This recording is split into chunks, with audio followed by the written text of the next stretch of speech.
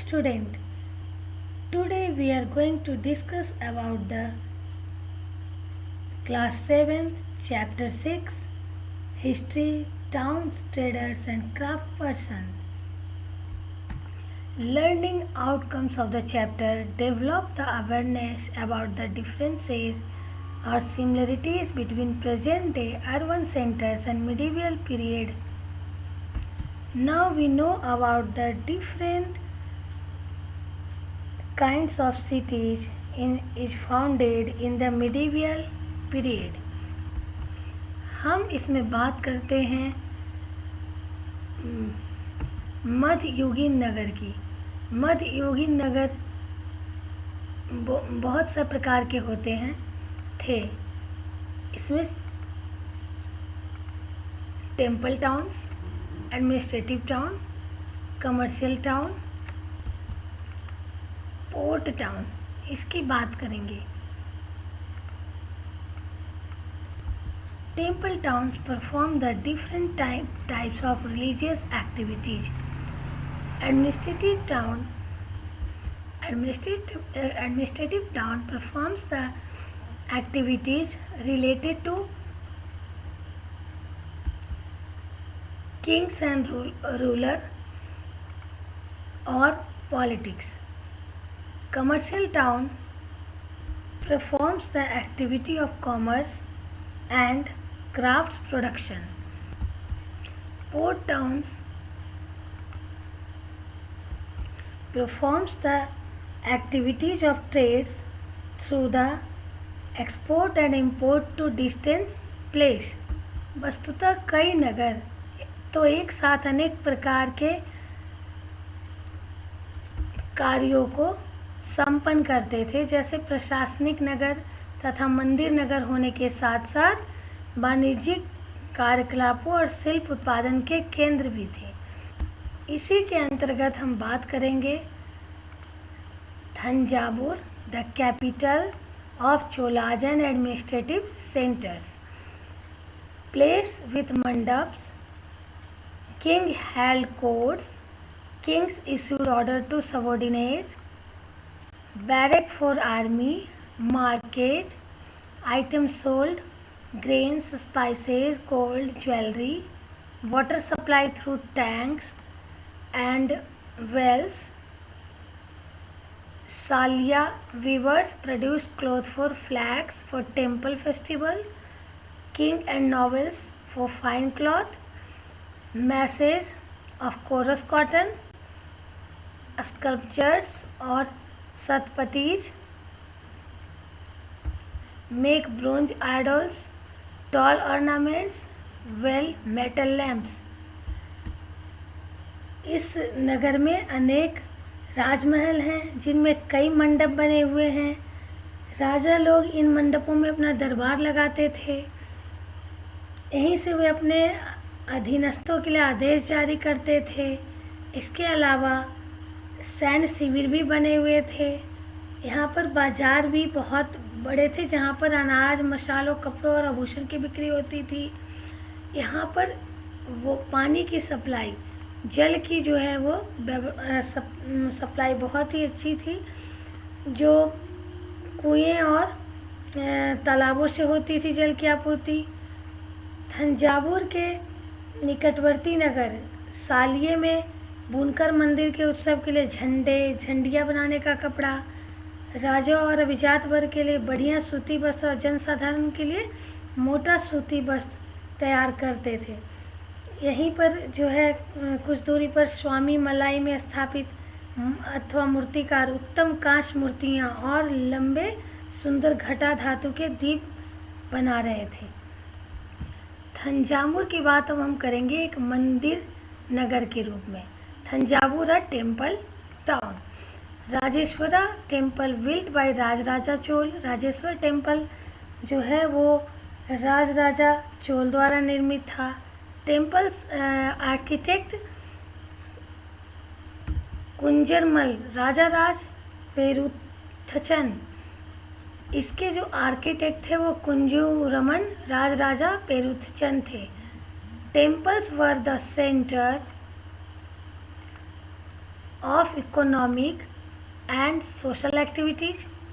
It represented a very important pattern of urbanization.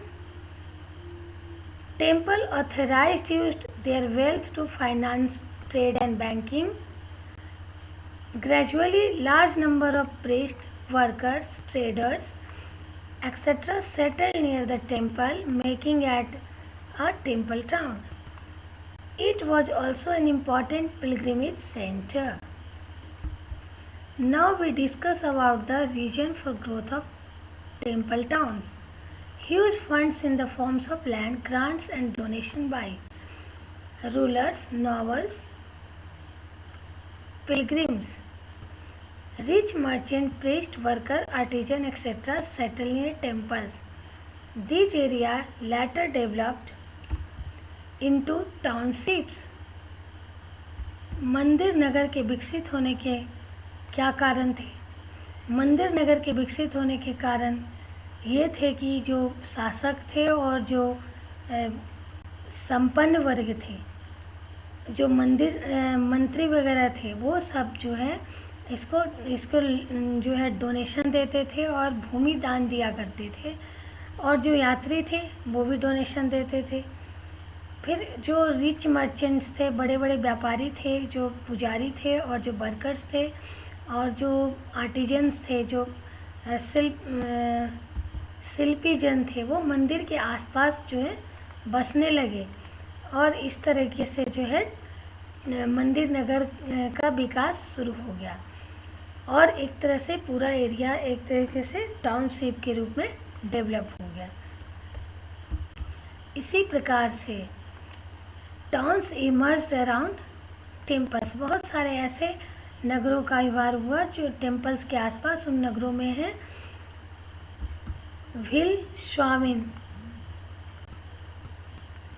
विलासा और Vidisha in Madhya Pradesh, Somnath in Gujarat, Kanchipuram and Madurai in Tamil Nadu, Tirupati in Andhra Pradesh, Vrindavan in Uttar Pradesh, Tiruvannamalai Tamil Nadu.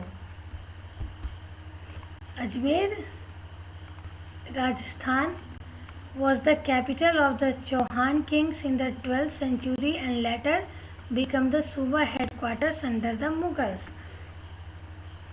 ये जो है 12वीं शताब्दी में चौहान राजाओं की राजधानी था अजमेर, और आगे चलकर मुगलों के शासन में वो सूबा मुख्यालय बन गया। It provides an excellent example of religious को एग्जिस्टेंस। यह जो है धार्मिक अस्तित्व का एक उत्कृष्ट उदाहरण प्रस्तुत करता है। Khwaja Muinuddin Chishti, the celebrated Sufi sant who settled there in the 12th century attracted devotees from all creeds. जो 12वीं शताब्दी में यहाँ पर संत ख्वाजा मुइनुद्दीन चिश्ती यहीं बस गए थे और उनके दर्शनार्थी एवं श्रद्धालु सभी यहाँ आते थे। Near Ajmer is a lake Pushkar which has attracted pilgrims from ancient times. यहीं पर पुष्कर एक झील है जहाँ ये बहुत समय से जो है यात्रियों को अट्रैक्ट करता रहा है, अपनी ओर आकर्षित करता रहा है। Now we discuss about the what all small towns had. मंडपिका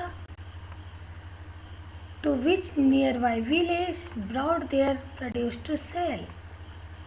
They also had market streets called hart, lined with shops besides.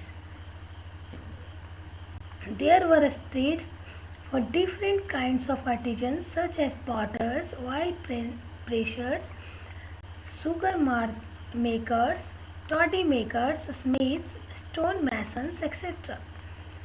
While some traders lived in the town, others travelled from town to town. Many came from far and near to these towns to buy local articles and sell products of distant places like horses, salt, camphor, saffron, betel nut and spices like pepper. इन छोटे छोटे शहरों के जो features थे वो ये थे कि यहाँ पर मंडपिका थी जो बाद में मंडी कहलाई। वहाँ पर लोग चीज़ों को बेचने के लिए लाते थे।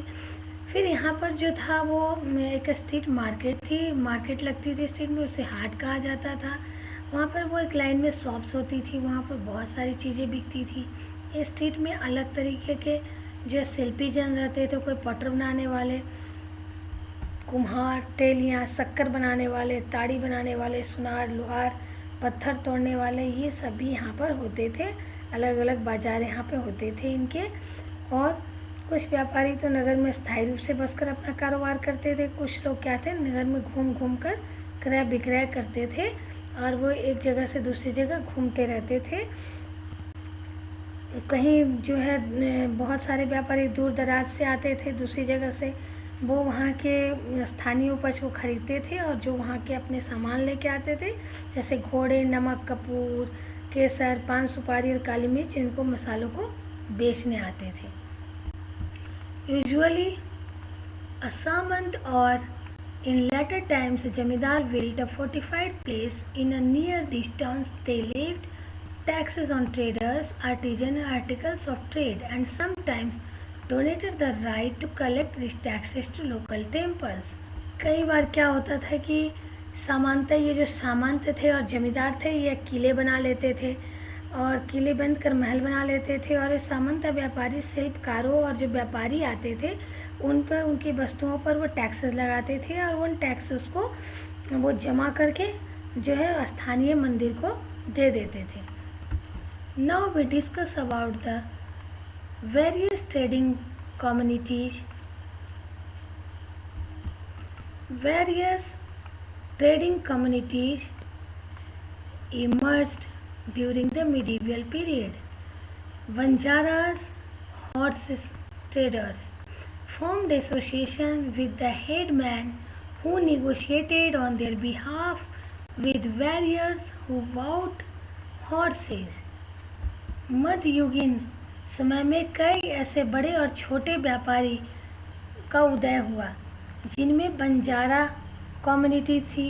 जो बंजारा हॉर्स ट्रेडर्स थे, वो घोड़े के व्यापारी थे। मनीग्रामम एंड नॉन देसी, these guilds trade extensively both with the peninsula and with Southeast Asia and China. Chetiyars, Marwadi, Oswal and Gujarati traders, including the communities of Hindu Banyan and Muslim Bohras, traded extensively with the ports of the Red Sea, Persian Gulf, East Africa, Southeast Asia and China. They sold textile and spices in these ports and in exchange brought gold and ivory from Africa and spices, tin, Chinese blue pottery and silver from Southeast Asia and China.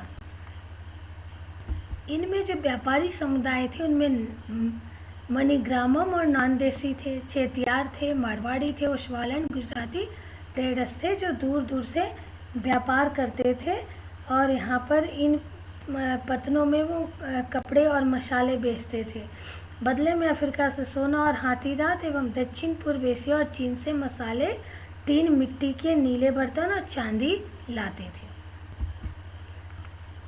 Arab, Persian, Chinese, Jewish and Syrian Christian traders. Indian spices and clothes sold in the Red Sea port were purchased by Italian traders and eventually reached European markets. European traders, they purchased spices like pepper, dried ginger, etc. and cotton cloth from India. Crafts of medieval town, the craft person of Bidar. They inlay work in copper and silver that it come to be called Bidari. The Panchalas or Vishwakarma community consisting of goldsmiths, bronzesmiths, blacksmiths, masons and carpenters were essential to the building of temples. They also played an important role in the construction of places, big buildings, tanks and reservoirs. Salyar or Kaikolars emerged as a prosperous communities making donations to temples. Some aspects of cloth making like cotton, cleaning, spinning and dyeing become a specialized and independent craft. Now we know about the Hampi Machilipatnam and Surat. You can see the location of Hampi, Machilipatnam and Surat on the political map of India. Hampi situated in Karnataka, Surat situated in Gujarat, and Machilipatnam situated in Andhra Pradesh. Now we know about the Hampi.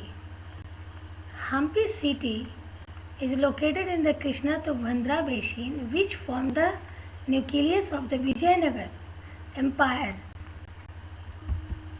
No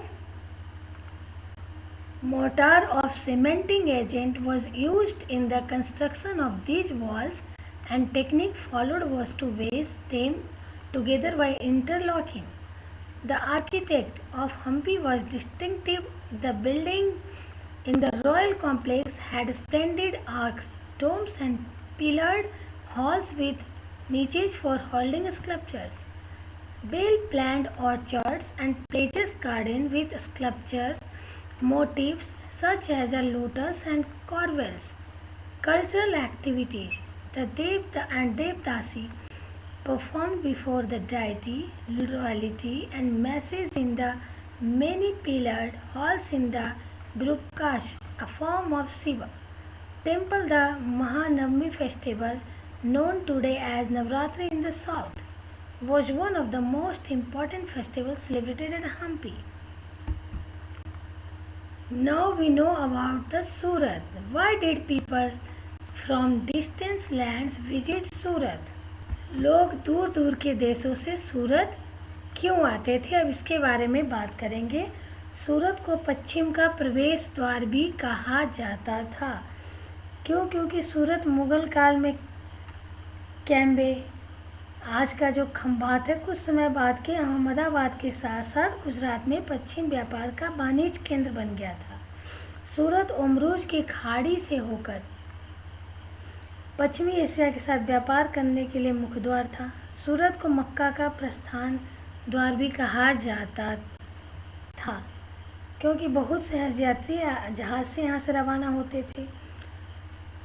The city was cosmopolitan and people of all castes and creeds lived there. In the 17th century, the Portuguese, Dutch and English had their factories and warehouse at Surat. उस समय यहाँ पर जो है 17th century में बहुत सारे Portuguese और डच और इंग्लिश की फैक्ट्रियाँ यहाँ पे थी। जो अंग्रेज़ थे उनकी फैक्ट्रियाँ थी। The textile of Surat were famous for their gold lace border zari and had market in West Asia, Africa and Europe. There were magnificent buildings and innumerable pleasure parks. The Kathiawar Seths or Mahajans had huge banking houses at Surat. It is noteworthy that the Surat Hundis were honored in the far-off markets of Cairo in Egypt, Basra in Iraq, and Antwerp in Belgium. किंतु 17वीं शताब्दी में के अंतिम वर्षों में सूरत का अधपतन जो है वो शुरू हो गया. Then what is the reason for decline of Surat? The loss of market and productivity because of the decline of the Mughal empire, control of the sea routes by the Portuguese competition from Bombay where the English East India Company shifted its headquarter in 1668. Now we discuss about the fishing in the troubled waters Machilipatnam. जोखिम भरा दौर मछलीपट्टनम के लिए एक चुनौती. The town of Machilipatnam और मछलीपट्टनम ले on the delta of the Krishna river.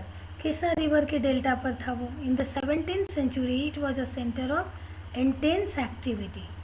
Both the Dutch and the English East India companies attempted to control Machilipatnam as it became the most important port on the Andhra coast. The fort at Machilipatnam was built by the Dutch. ये एक Andhra coast का महत्वपूर्ण port था और इसका किला जो है वो डचों ने बनाया था. हॉलैंड वासियों ने इसका किला जो है बनाया था. Now we know about the tactics of Golconda rulers. Golconda के जो कुलशाही शासकों ने कपड़ों, मसालों और अन्य चीज़ों की बिक्री पर शाही एकाधिकार लागू किया, जिससे कि वहाँ का व्यापार पूरी तरह ईस्ट इंडिया कंपनी के हाथों में चला जाए। Now competition among traders. Fierce competition among various trading groups, the Golconda nobles, Persian merchants, Telugu comity chettis, and European traders made the city's population prosperous. Role of Mughal rulers in 1686-1687, Mughal Emperor Aurangzeb annexed Golconda. 1686 और 87 में मुगल बादशाह औरंगजेब ने गोलकुंडा को मुगल साम्राज्य में मिला लिया। Now, new towns and traders emerged. East India companies. The English, Dutch and French formed East India companies in order to expand their commercial activities in the East. Indian traders, great Indian traders like Mullah Abdul Ghaffur and Birji Bora, who owned a large number of ships, competed with them.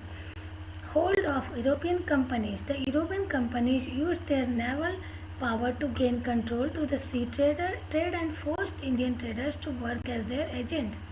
Supremacy of English. Ultimately, the English emerged as the most successful commercial and political power in the subcontinent. Demand for Indian textile. The support in the demand for goods like textile led to great expansion of the crafts of spinning, weaving, bleaching, dyeing, etc., with more and more people taking them up. Indian textile design became increasingly refined. However, this period also saw the decline of the independence of craftsperson.